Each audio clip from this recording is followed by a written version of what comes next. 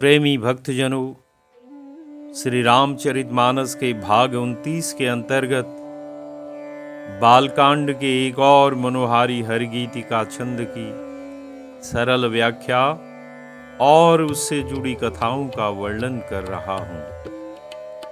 तुलसीदास जी कहते हैं कि स्वयं ब्रह्म श्री राम जी के रूप में दूल्हा बनकर जनकपुरी पहुंच चुके हैं और सुहागिन स्त्रियां रानियों के साथ में परछन करने को तैयार हैं। श्री राम जी की यह लीला देखने के लिए इंद्राणी, सरस्वती, लक्ष्मी तथा पार्वती जी वेश बदलकर रनिवास में आई हुई हैं। सब लोग हर्ष एवं आनंदित हैं, अतः इनको कोई भी पहचान नहीं पा रहा है। मनोहर गान हो रहे हैं तथा सुमधुर नगाड़े बज रहे हैं। देवता फूल बरसा रहे हैं, गजब की शोभा है। श्री राम के रूप में दूल्हे को देख सब स्त्रियां हृदय में अति हर्षित हैं और उनके कमल सरीखे नेत्रों से प्रेमाश्रुओं का जल उमड़ रहा है और उनके सुंदर अंगों में पुलकावली छा रही है। श्री रामचंद्र जी का वर वेश देखकर सीता जी की माता श्री सुनैना जी के मन में जो सुख हुआ उसे हजारों सरस्वती और शेष जी 100 कल्पों में भी नहीं कह सकते हैं। सुनैना जी के मन में जो सुख हुआ उसके 2 कारण हैं। एक तो श्री राम जी का सुंदर वेश देखने से उन्हें सुख हुआ और दूसरा यह देखकर सुख हुआ कि हमारी कन्या सीता को ऐसा सुंदर परम वर मिला है।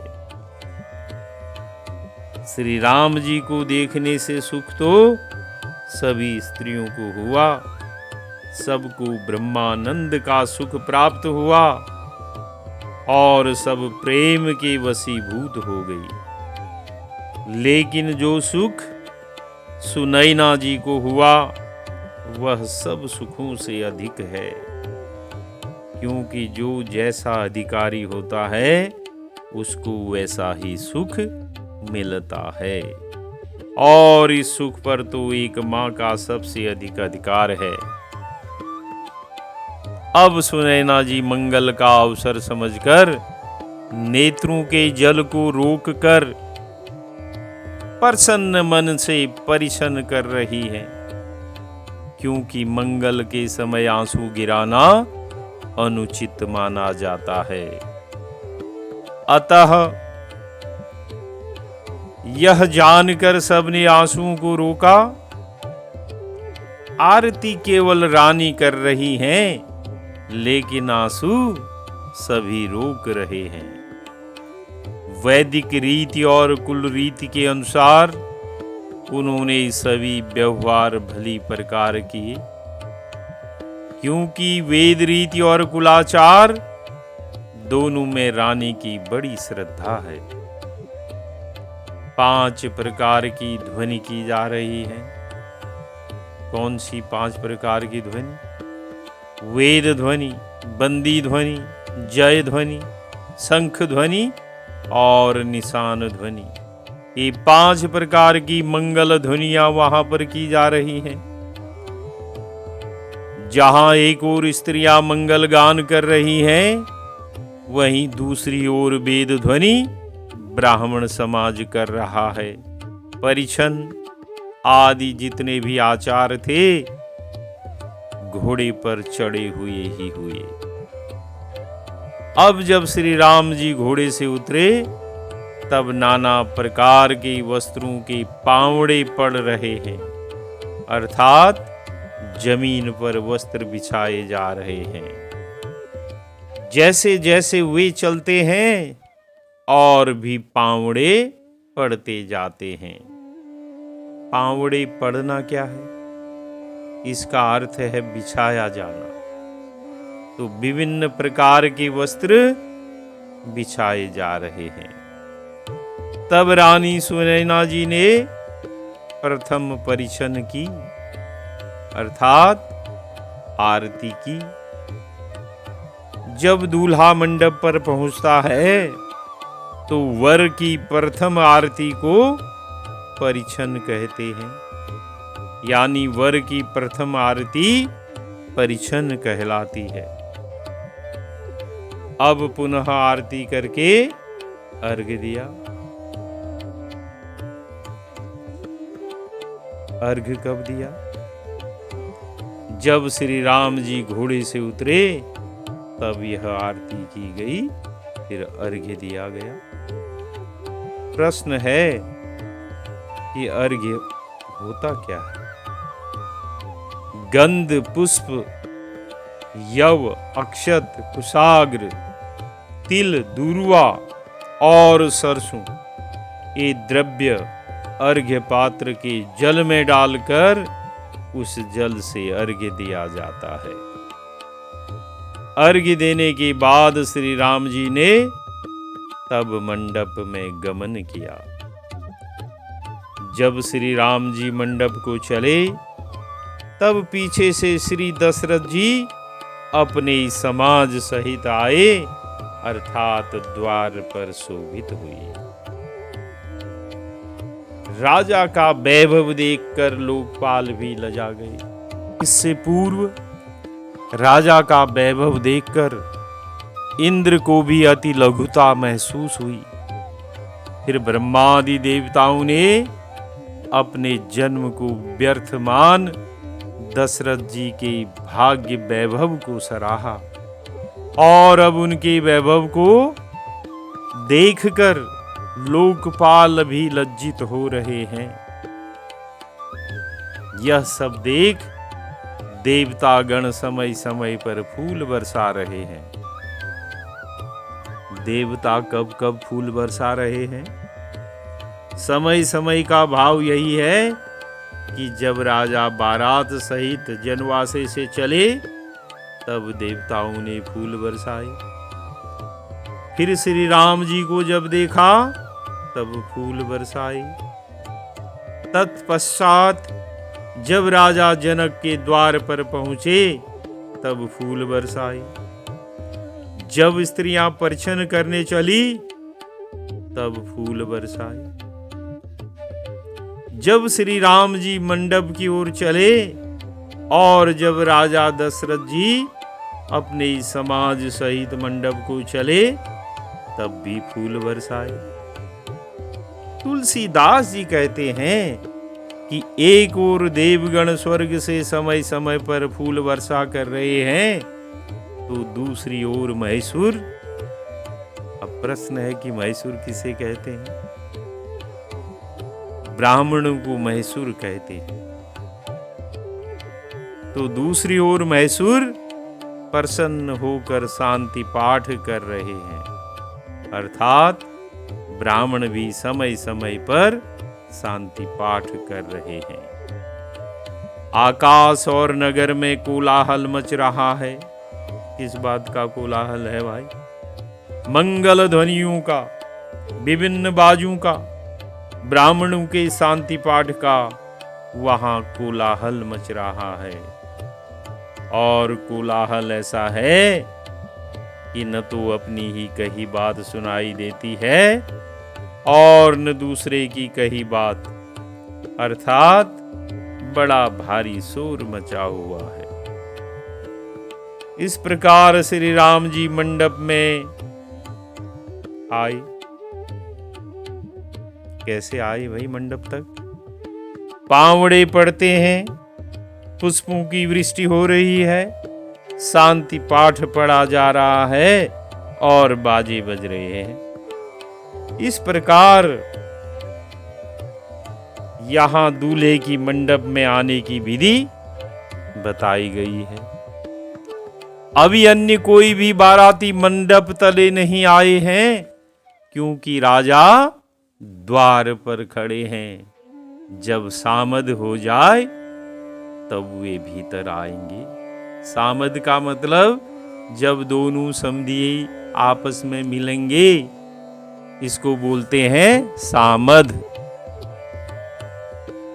यहां पर तुलसीदास जी ने बड़े ही मनोहारी ढंग से हरि गीतिका छंद में दूल्हे बने श्री राम के मंडप में होने वाले स्वागत और सत्कार का अनुपम वर्णन किया है।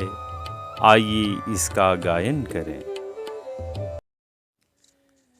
बैठारी आसन आरती करनी रखी बरु सुख पावहीं। मणि बसन भूषण भूरी वारहीं। नारी मंगल गावहीं। बैठारी आसन आरती करी निरखी बरु सुख पावहीं। मणि बसन भूषण भूरी वारहीं। नारी मंगल गावहीं। ब्रह्मादि सुर बर विप्र वेश बनाई कौतुक देखहीं। ब्रह्मादि सुर बर विप्र वेश बनाई कौतुक देखहीं। अवलोकी रघुकुल कमल रवि छवि सुफल जीवन लेखहीं। अवलोकी रघुकुल कमल रवि छवि सुफल जीवन लेखहीं। बैठारी आसन आरती करी निरखी बरु सुख पावहीं। तुलसीदास जी कहते हैं कि सबसे पहले दूल्हे की आरती करके उन्हें अर्घ्य दिया गया। तब वे मंडप में गई। यह मंडप गवन की विधि कही गई है। अब बैठने की विधि कहते हैं कि अर्घ्य देकर आसन पर बैठाया और फिर उसके बाद आरती की। किसने की आरती? रानी सुनैना दूल्हे की आरती कर रही है। मणि वसन भूषण भूरी वारहीं। नारी मंगल गावहीं। तुलसीदास जी आगे कहते हैं कि आरती करने के बाद निछावर दी जाती है। अतः स्त्रियां आरती करके अनेक मणियों को, वस्त्रों को, आभूषणों को निछावर कर रही हैं। निछावर का अर्थ क्या है? दान देना, किसी को वह वस्तु सौंपना। मणियों के साथ भूषण भी निछावर किए जा रहे हैं और साथ में वस्त्र भी दिए जा रहे हैं, अर्थात वस्त्र भी अति मूल्यवान हैं। और इस प्रकार रानी के साथ सभी स्त्रियां आरती करके मूल्यवान वस्तुओं को निछावर कर रही हैं। ब्रह्मादि सुरवर विप्र वेश बनाई कौतुक देखहीं। और देखिए तुलसीदास जी आगे कहते हैं कि जब यह सब कौतुक हो रहा था, उस समय ब्रह्मा, विष्णु, महेश, दिक्पाल और सूर्य जो श्री रघुनाथ जी का परत्व जानते हैं, वे भी ब्राह्मणों का वेश धारण कर यह कौतुक देख रहे हैं। कौतुक देखहीं का भाव वर का दूल्हा रूप और आरती, निछावर तथा दर्शन का सुख, क्योंकि देवताओं की स्त्रियां कपट वेश धारण कर वहां मंगल गान गा रही हैं और देवता ब्राह्मणों का वेश बनाकर ब्राह्मणों के साथ शांति पाठ कर रहे हैं। ब्रह्मादि अपने रूप से वहां नहीं गए, क्योंकि इससे उनका भेद खुल जाता और जिसे प्रभु खोलना नहीं चाहते। दूसरा, यदि ब्रह्मादि देवता मूल रूप से जाएंगे तो वहां पर तो इन्हीं का आदर सत्कार होगा। तीसरा, राम जी को लौकिक व्यवहारों में संकोच होगा, नर नाट्य का उन्हें सुख न मिलेगा। इसलिए ब्रह्मादि ब्राह्मणों का वेश धारण करके कौतुक देख रहे हैं। अवलोकी रघुकुल कमल रवि छवि सुफल जीवन लेखहीं। तुलसीदास जी आगे कहते हैं कि ब्राह्मण के वेश में वहां पहुंचे ब्रह्मादि देवता रघुकुल रूपी कमल की प्रफुल्लित करने वाले सूर्य श्री रामचंद्र जी की छवि देखकर अपना जीवन सफल मान रहे हैं। सुफल जीवन लेखहीं का यही भाव है कि जब ब्रह्मादि देवताओं का जीवन श्री राम दर्शन के बिना निष्फल है, तब भला मनुष्य के जीवन की कौन कहे। तो बोली सियावर रामचंद्र की जय।